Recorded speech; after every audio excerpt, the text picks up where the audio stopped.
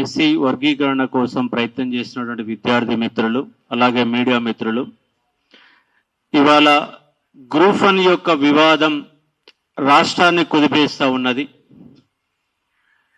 దేశ చరిత్రలోనే తెలంగాణలో 563 ఉద్యోగాలతో అతిపెద్ద భారీ నోటిఫికేషన్ గత గవర్నమెంట్ జారీ చేసినటువంటి నోటిఫికేషన్. 503 ఉద్యోగాలు వాళ్ళు జారీ చేస్తే వీళ్ళకు 60 పోస్టులు కలిపి 563 చేశారు. కానీ దేశ చరిత్రలోనే మొట్టమొదటిసారిగా 3 సార్ల ఫిలిమ్స్ రాసినటువంటి అంశం. ఎన్నో వివాదాలు, ఒక్క బయోమెట్రిక్తో ఆగిపోయినటువంటి గ్రూప్ 2 ఎగ్జామ్, అది కాంగ్రెస్ గవర్నమెంట్ కేసులు వేసి ఆపేసినటువంటి ఒక చరిత్ర. కానీ మళ్ళీ మూడోసారి 14 కేసులున్నా కూడా బలవంతంగా వాళ్ళే మళ్ళీ ఎగ్జామ్ పెట్టారు. ఒక్క కేసుతో ఆపేసింది కాంగ్రెస్ వాళ్ళే, మళ్ళీ 14 కేసులు ఉన్నప్పటికీ కూడా అవుతుంది.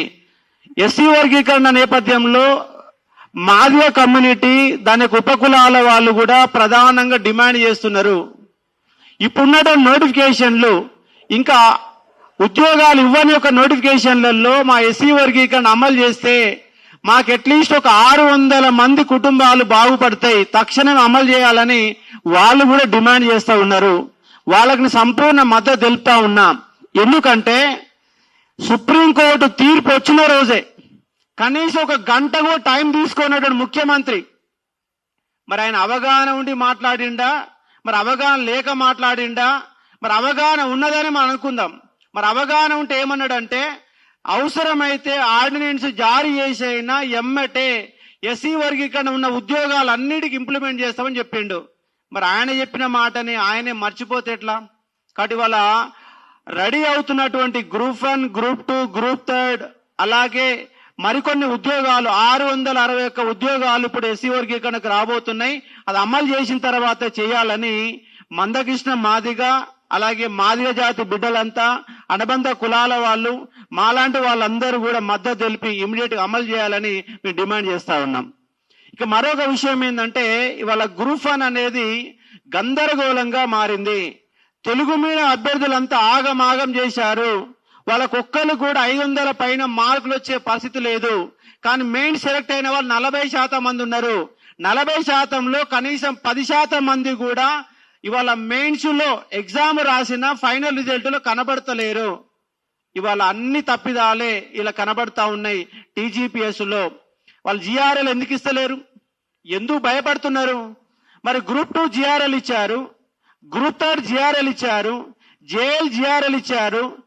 జేఎల్ సంబంధించినటువంటి అయిపోయిన ఎగ్జామ్ సంబంధించినటువంటి అన్ని ఆన్లైన్ పేపర్స్ అన్ని పబ్లిక్ డొమైన్ లో పెట్టారు, ఎవరు వాళ్ళకి పర్సనల్ పెట్టారు. మరి గ్రూప్ 1 పేపర్లు ఎందుకు పెడతలేరు?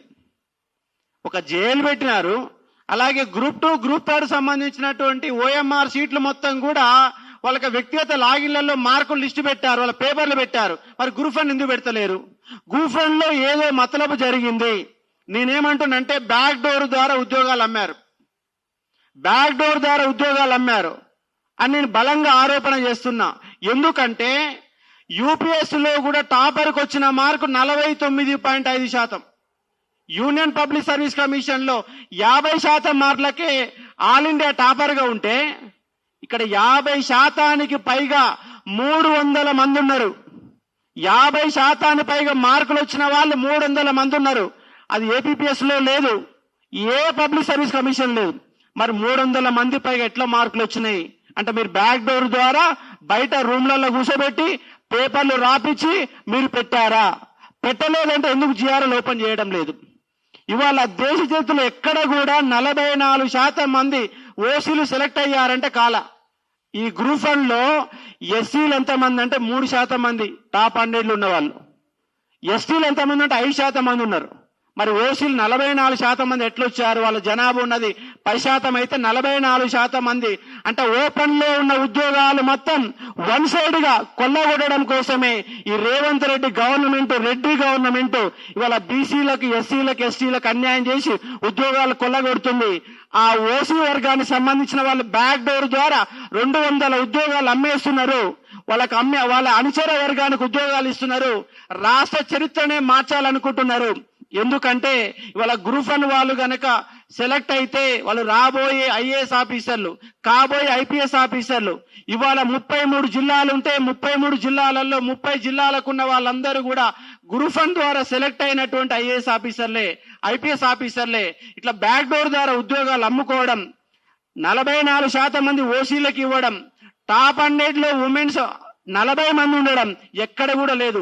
ఉమెన్స్ రావద్దు అంటలేం, కానీ ఇక్కడ ఉమెన్స్ 40 మంది వచ్చారంటే ఏదో మతలబు ఉంది, అంటే పేపర్ వాల్యుయేషన్ సరిగా జరగలేదు. తెలుగు మీడియం వాళ్ళ తీవ్ర అన్యాయం చేశారు. ఎంత అన్యాయం చేశారు? ఇలా సీతక్కనేమో అసెంబ్లీలో తెలుగులో మాట్లాడుతుంది, సీతక్క ఇంగ్లీష్లో మాట్లాడంటే నాకు ఇంగ్లీష్ రాదంటది, నాకు ఉర్దూ రాదంటది, తెలుగులో మాట్లాడుతుంది. రేవంత్ రెడ్డికి ఇంగ్లీష్ రాదు, ఆయన ఇంటర్నేషనల్ వేదికల మీద పోయి తెలుగులో మాట్లాడతాడు. ఇక్కడ తెలుగు మీడియంలో ఎగ్జామ్ రాసిన వాడికి మార్కులు వేయరు. మరి మీరెందుకు ఇంగ్లీష్ మాట్లాడతలేరు అసెంబ్లీలో? మరి మీకు రాని ఇంగ్లీషు అంటే రాష్ట్రాన్ని పరిపాలన చేసే మంత్రులకే ఇంగ్లీష్ రాకపోతే తెలుగు మీడియం అభ్యర్థులు అనే వాళ్ళకి అన్యాయం జరుగుతుంది. మీరెందుకు మాట్లాడతలేరు? ప్రభుత్వం ఎందుకు మాట్లాడతలేదు?